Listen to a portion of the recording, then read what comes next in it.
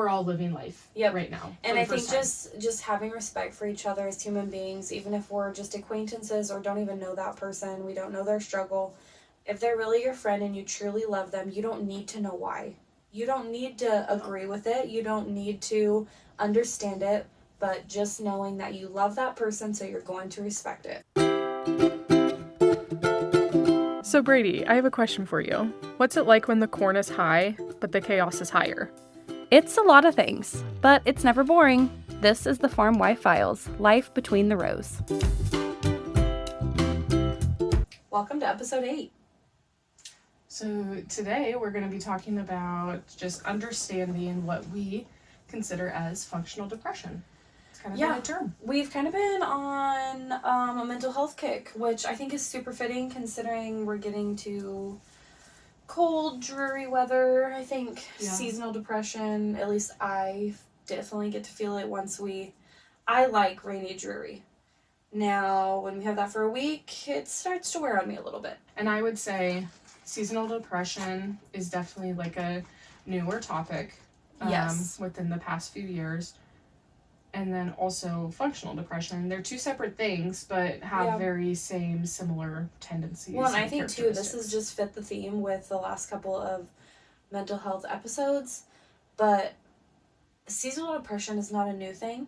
It's just newly talked about. Correct. And I don't know, honestly, I think it's a little bit of both between social media presence and platforms. People are just look at us. We're sitting on a podcast talking about our lives. We wouldn't have been doing this 10 years ago. No. I think the social media platforms help to spread awareness and get the word out, but then also just normalizing it. And knowing that more people are struggling than we really think. Right. And it's finally okay. Not finally. It should have always been.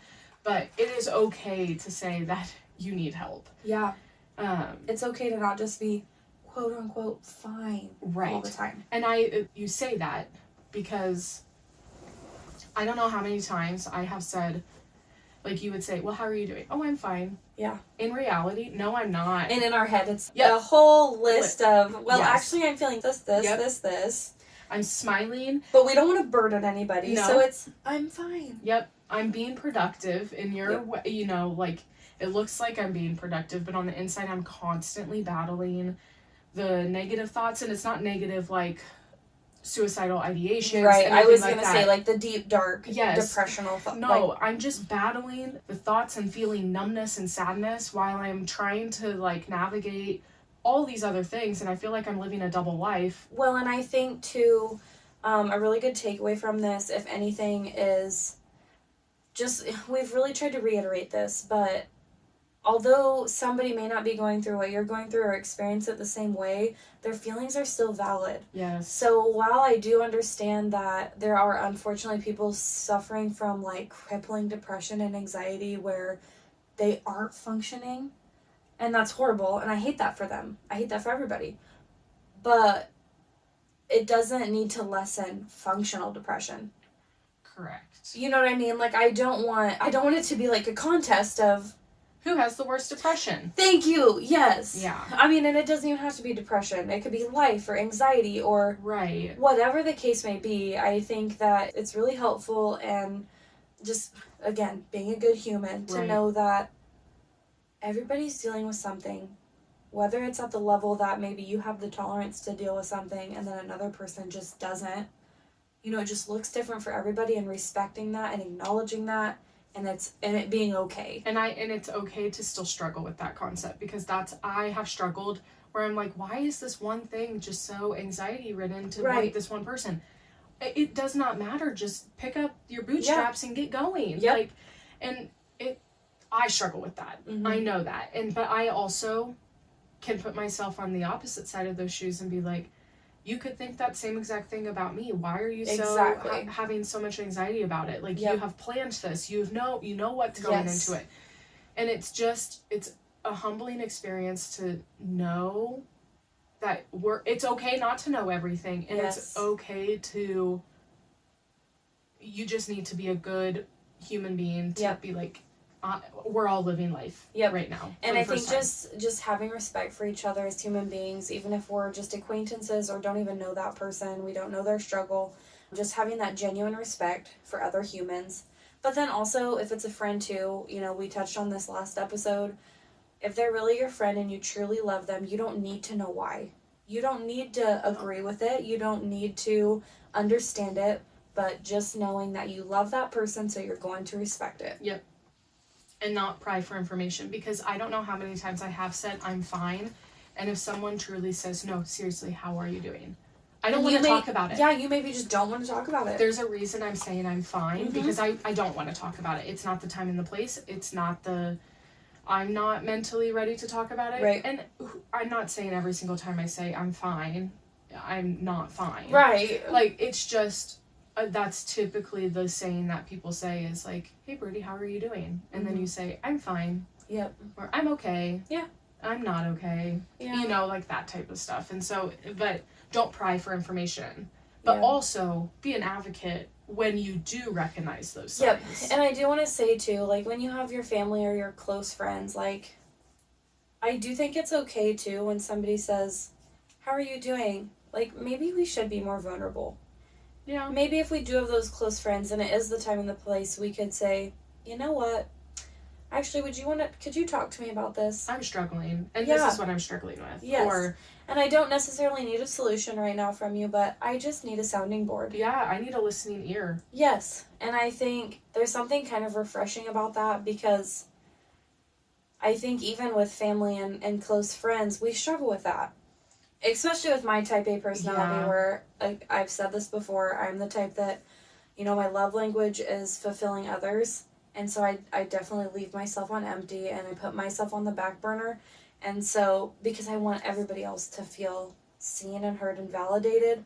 So then, you know, maybe I need to do a better job at, when I am with my friends or I am with my family, hey, I need some help, or hey, I'd like to talk about this because I'm struggling. I think also going on that is not just being a sounding board, but not, and this isn't always related to depression, but there's been multiple times where you're like, can you just hear me out and tell me if I'm being crazy? Oh, how many times have I done that to you? Yeah, yes. I mean, and I do it back to you too, but it's like, I just need someone to listen to me, but also respect myself enough to say, like, I'm okay with taking some accountability. Yeah, and some, you know, uncomfortable conversations or some uncomfortable realizations of, oh, maybe I'm not in the right, or maybe I could have handled this situation differently. Right. Yes. And that puts yourself at a very vulnerable state, like you said. And so being able to be vulnerable and have these conversations, but then also take that criticism and take that conversation back is tough. Do you feel like it's so hard to say with functional depression. I mean, do you feel like it's a like day-to-day of living a double life, or do you feel like it comes and goes, or I mean, what do you think? I mean, like with me, it's really easy for me to fill my schedule. Right. Like, ask me what I'm doing, and 5 months from now I will be able to tell you. Yeah. You know, and so it's easy for me to fill the schedule, to remain busy, so I don't have to worry about these other things, or have downtime, so I just have to sit there and meander on my thoughts. Yep. Get in your own head. Yeah, so that's what I think as functional depression is, but it would not be normal for me to feel like that all the time. Right. And I am self-aware of that, but I also have the knowledge, and I've been through that, and I'm able to like understand that. And unfortunately, I don't think everyone does, and that's why we have things that do progress into much larger issues. AKA mental health crisis. Right. I mean. Yeah, and so I think with myself, I had to learn. I had to learn how to, okay, these are some of the triggers that I'm gonna feel, or I'm gonna see, or I'm gonna know. Or like, hey, I feel like I'm starting to get in a rut. I feel like there's a shift here. Yeah. So I need to grasp some coping mechanisms, or do whatever it is that each individual knows helps them when they're kind of falling into that rut. Right. To get themselves out of it. But it also takes a very vulnerable person to understand that, okay, I'm starting to feel this way. Yes. I need to reel it back, or... I mean, Taylin was a year old, and I was a year through therapy when I finally figured out my saying is, which in just being my spiritual journey, like, God is totally what brings me out of ruts. Like, he is what guides, he is who guides me. But my saying is, she was God's before she was mine. And as hard as that is to just put her in God's hands and trust that he has a plan for her, it is a really, if I can just let go and just know that, then it's the anxiety eases. So I think finding that coping mechanism, or that one niche that, helps you or pulls you back to the surface. And it could be something that you tell yourself, like what you just did. It could be, hey, I really, really enjoy fishing, and I just need a day to go fish. Like, it could be an activity, too. And, unfortunately, we live in the Midwest, and you can't really go fishing every single day that you want. We could book ice fishing like the guys do. Yeah, no, I'm not doing that. I hate being cold. But it's exhausting living and doing that cycle over and over and over again, and that's not sustainable. So you have to put yourself in that vulnerable state to understand, like, what can I do for myself to help me get through this? And I can keep filling my schedule to be busy. If anyone knows me, if I am not doing anything, maybe you should be asking me, are you okay? Like, because I've just built my life of being so busy. I've never known you to not have anything on your schedule. Yeah, like, I either have a trip planned or... And I've known you for how many years? Right. I am consistently and constantly busy. And I love that. And that's not like I'm putting these things on my schedule to mask. Like, I just have to be busy. I cannot, and when I have the downtime, I'm working on these passion projects of mine at 2:00 in the morning, because that's what I enjoy doing. And, just the exhaustion that comes from the cycle of just continuously, like, having that seasonal or functional depression. It's not healthy, and you need to figure out, like, what works best for you. But it's tough, and it's a tough conversation that you have to have with your internal self. But well, and I think too, just the biggest part, like you said, is just first having the realization of, maybe this isn't normal. Like, I can't sustain to live like this and have these highs and lows constantly. And I think knowing maybe, I want to say what you have, and I'm not laughing at mental health. It's just, humor makes everything feel a little bit less scary. But I think knowing the difference between the two, because whereas you have more of a maybe functional depression, mine is more seasonal. But now anxiety can at times be crippling for me. Especially after I had Talon. And now, because even before Talon, I struggled with anxiety, whether that was maybe feeling anxious about social settings, or if something didn't go the way that I wanted it to, feeling anxious about why it didn't. And just things that I couldn't control. It wasn't like a regular day-to-day thing, but there were certain moments that I was having some anxious feelings. But then after Talon was the very intrusive, like, wow, these are crazy, like, thoughts that are popping up into my head about things that could happen to her for no reason. I was literally going to talk about this in the last episode if anybody could relate to this. But my biggest one was thinking there was going to be, like, zombie apocalypse or World War III. Addie, I have a tote in our garage with $1,000 worth of survival stuff. No, I have iodine tablets in my house. Like that. Again, we're like the same person. But if anyone knows what iodine tablets do. I have a gallon of powdered eggs. Yeah, like, you don't need that. But to help my anxiety. Or I have like a 2-quart thing of powdered milk. I have cloth diapers that would fit her until she's 4. Or 18 years old. It's okay to admit that, Brady. No, I'm kidding. Oh my gosh. But that's what I'm saying. Just the, intrusive, I'll never forget. I was on the phone with my sister, FaceTime, as I'm unboxing all this survival stuff as Talon's teeny tiny, and I locked the garage door because I was so embarrassed that Tyler was going to come in and see it all. Oh, no. So just knowing, having, okay, this isn't normal. Normal people don't buy thousands of dollars worth of survival gear. No, you should probably check those expiration dates, Brady. Oh my gosh. The shelf life was 25 years, so. We would like to think that. I'm kidding. Oh. No. Yeah, no, it's Yeah, just understanding that you are in a vulnerable state. You're in a very, like, touch and go type. You're going to take one day at a time. Yep. But also putting yourself in the shoes of telling yourself, it's okay to ask for help. Yes. It is okay to reach out to the people that you trust the most. And it's okay to not reach out to, when I say people you trust the most, not every single person that you trust in your life you would feel comfortable enough to talk about the things. Yeah. And so also if another friend, like if you would reach out to another friend about like your struggles with X, Y, and Z, and it somehow gets back to me because you told me about it, or hey, I reached out to this person, don't take offense to it. Right, no. Like, and it's not saying that I don't trust, Brady to talk about this specific issue. I think that's just differences in relationships. Yeah. And there's some things that I don't know how many texts I get. Hey, can you look at this rash? Can you do this? Right. No one's texting Cody that. Yeah.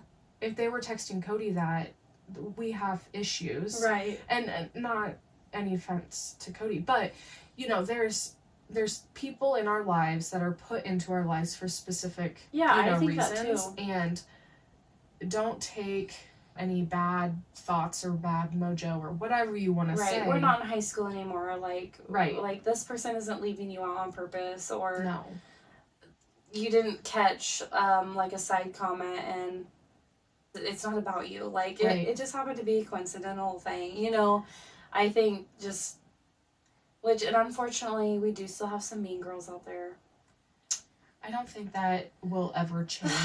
Yeah, I know. And that sucks. It really does, because it would just be so refreshing to be in adulthood and just have a community of women that can love and support each other and respect whatever phase or whatever struggle each of us are going through. And although that may look different, although we may not understand, we can still be supportive and kind. Yeah. I think we need to remember God's biggest law for us, and that is to love one another. Yep. Yeah, I just think if we could do a little bit more of that, we would all be better off for it. Yeah. I think one thing that we could definitely start on is internally, what can we do for ourselves? Yeah. And one, tell yourself that it's okay to have the feelings. It's okay to feel the way that you're feeling, but it's not normal to feel those emotions or those feelings all the time. And it's affecting your everyday life. That's where you need to take a step back and be like, okay, I need that help. And I'm okay with asking for that help or getting that help, or however that help looks like. Yeah. As long as it's healthy and that you're not turning into... Well, and I think, too, I don't even know really how to... Because this is kind of taboo, but I don't really know how to even touch base on... I think there are people that struggle immensely, or that maybe have some mental health issues, but they've just learned to mask it. Yeah. Maybe with substances or alcohol, or... I mean, it doesn't have to be something that's quote-unquote bad. It can look good, too. Yeah. I mean, like with you, and you overly plan. Right. I don't think that's necessarily a bad thing, but... No. I mean, it maybe is not a good thing all the time either. No, it's not a good thing all the time, because of the fact that, let's take harvest, for example. I want to know exactly when it's going to be done, at what time, because I want to plan, this specific event. And, that I struggle with. And I struggle with that in my professional life, too. And it just sucks sometimes. Well, take mine, for example. I mean, we didn't go do a whole lot as a family because I was so anxious about interactions that I maybe could have with Dalen. Right. With other people. So I just secluded myself, which was not healthy. No. Wasn't healthy, but ultimately you recognize that. Yep. And you have the tools in your toolbox now to better support yourself, but then better support others around you. Yep. If you do recognize that they're going down that same path, for sure. Yeah, and I just think that there's a super maybe almost relief, if you are going through something and you are whatever you're using to mask that, to have the realization of holding yourself accountable, which at times is scary and we don't like to talk about it, but to just be able to look at yourself in the mirror and be like, I'm not being my best self. And just to be like, I gotta get my stuff together and I need to change this because I only get one life to live. I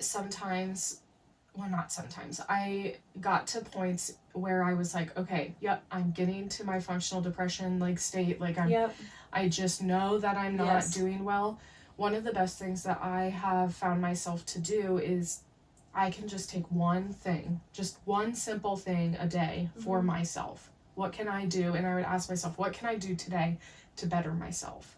And that's not going to be like a light switch that flips on and it just automatically fixes all of my issues or, you know, makes these things go away. But it's me recognizing, okay, just this one thing will turn into 2 things tomorrow, which will then turn into 4 things and then 8 things. And then I slowly start getting out of my rut. Right. So like that one thing could be, I'm going to read 1 chapter out of my book that I'm reading. I'm going to put away the dishes that have been sitting in the dishwasher. I can do, you know, I can clean my bathroom because that's, you know, something I enjoyed, you know, whatever the case is, that one small thing that I can do for myself will then amplify and continue to develop, you know, day after day. If I continue to push myself and allow myself to be vulnerable to understand that I need to continue doing this. So what do you think the line is or the difference is between being able to cope yourself and hitting that point of needing professional help? I think it varies person to person. Yeah, I think so too, because I know, like I touched in the last episode, with me it was, I couldn't continue to feel that way. I mean, I would put myself in situations where I knew I had to be social, whether it was holidays or birthday parties, and I would be in complete fight or flight the whole time. And then I would have a total panic attack the second we left that place. Yeah. And I'm like, I can't live like this. No. This is not healthy. This is not safe. I couldn't do it. And so that was the point of, there's nothing I can do at this point. I need somebody to help me with this. Well, and I think the one realization that there is one time that I definitely remember in my head, and at the time I didn't realize it, but I was just like, okay, I really need to reel myself back. It was the week after November 12th, 2022. I remember it because leading up to November 12th was 2 specific events. There was 2 people that were getting married, or 2 different couples getting married. One of them, I was in the wedding. I was the maid of honor in there. And then the other one was my first bride and groom that Brooke and I did a wedding for. Yeah. And it was a big wedding, like 350 plus person wedding. Our first wedding that we did that size, let alone just larger than like 20 people. And we had to rent tables. We had to rent chairs. Anxiety inducing in itself. Yeah, at a new venue that was somewhat new as well. Like, it was their first time. We didn't have a floor layout. They didn't have a floor layout. We had to go in and measure. Like, it was just like, but we knew that we had to get it done. And so I did all of that. And then after November 12th left and whatever, it was like 2 days after that, I broke out of hives, head to toe. I was miserable. It was just like your body knew, like... Yes. Well, and at that time, I went to the doctor 2 different times. I got, like, steroid shots. I went through everything, and they were like, oh, I think you just developed an allergy to shellfish. And I'm like, okay, whatever. Like, I've never had an allergy to this. And I turn around, and I continue to have it. And I continue to have it. And it was day after day, and we had a book club that one time, and I was just miserable. I was taking med after med. I was on like 6 different oral medications, and I was literally miserable. And after I went back to the doctor, like a month later or whatever, after like the hives were all like cleared up, and I was just like, I had the shellfish again and it didn't do it. He's like, then it was anxiety. It was the like stress of, it was stress induced. Yeah, your body was so used to the stress that as soon as that stress was done and over with, it was like a weight being lifted off your shoulders. Isn't there like a hormone when you're like go, go, go, go, go, that's like at a high, and then it plummets? And I mean, it's kind of like adrenaline, like you just, so I don't know. It's just, it was wild, because I'm like, oh, so I knew that I was having anxiety, but I internalized it, said, it's gonna end, I'm gonna be okay, like, it's only gonna last a little bit.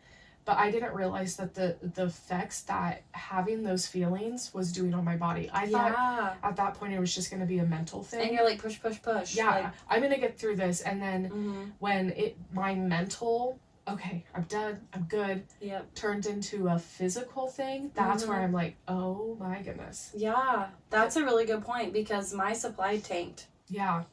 And guess what? When I started getting help and started feeling okay, back up it went. Yeah. I mean, our bodies know. Yeah. I mean, our bodies are in survival too. It's just so wild that just a simple thing that you think is just mentally, affecting it's actually you, affecting. it's and physically. Also, not even within yourself.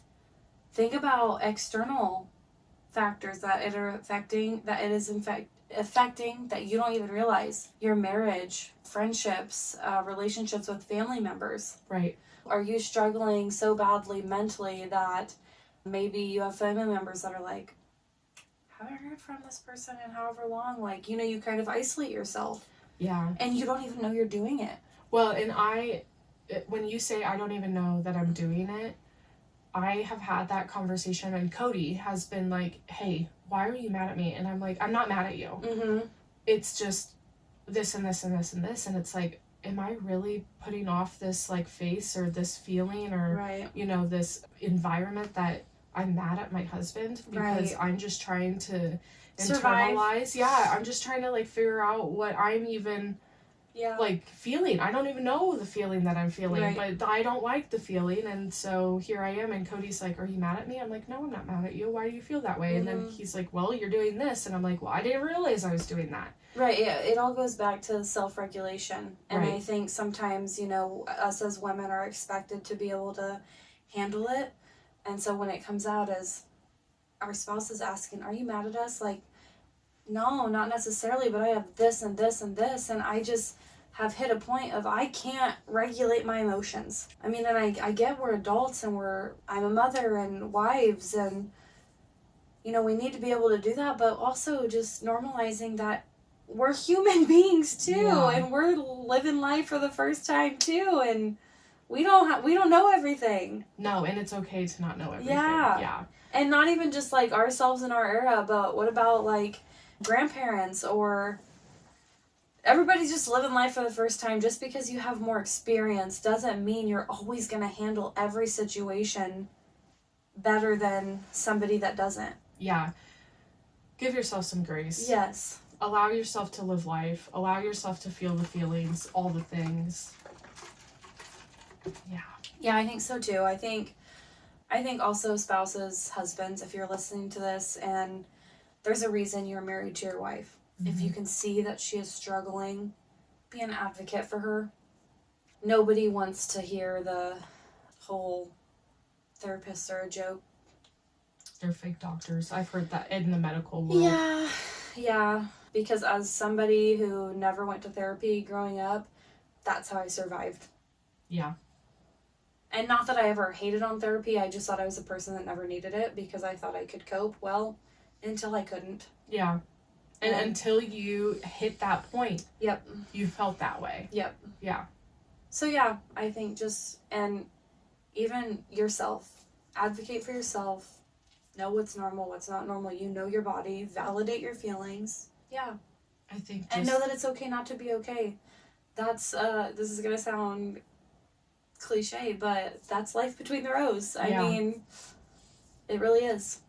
So if anyone is out there like listening and you just are like, what are we even talking about? There's many different like subtle changes that you will necessarily see with anyone with depression, and not necessarily a permanent fix, but this could be temporary, but losing interest in things that you or they used to love, even if you still do them, just having that interest drop can be one of the signs and that you should be recognizing and paying attention to. But feeling easily overwhelmed even by those small tasks. The small tasks should not necessarily easily overwhelm you, but if you're able to internalize like this simple task is making me feel different, maybe you need to take a step back, figure out something along that line. Having trouble sleeping or wanting to sleep just all the time can be another change or symptom that you can see. And then feeling irritable, numb, rather than sad. It's not normal to just feel numb to your feelings. It's okay to have feelings. Yes. But you should not feel numb rather than, another feeling, emotion. Yeah. And then the constant feeling of being on edge. That's not normal. And you need to acknowledge them. These are very subtle signs that can be very functional externally to other people. Yep. But just making sure that you recognize them and you speak up to the people that you love and you care about and all of that stuff and say like, hey, let's chat, and not forcing them to chat, but saying like, hey, I do recognize this, because if I'm a listening ear. Yeah. Yep. This one person may not be in the mental state that they are able to self-regulate or self-understand or express what they're going through, and they need that one person to say, because I guarantee if I didn't get those hives that one day, I would never have guessed that I was struggling with the functional depression or functional anxiety or whatever title or thing that was on there. And I think too, we want to hear from you too. Yes. I think I'm so thankful that social media has become a platform where people can relate, people can share their story, and even if it's something that we haven't touched base on as far as mental health, let us know. We want to cover the topic. We want to be the platform that women, men, anybody can come to and have that relatability to know that they're not alone. So if this episode resonated with you, we want to hear your story. Head over to our TikTok or Facebook page at Life Between the Rows and let us know what you think. You might even hear your comment on a future episode. We'll see you next time. Thanks for listening.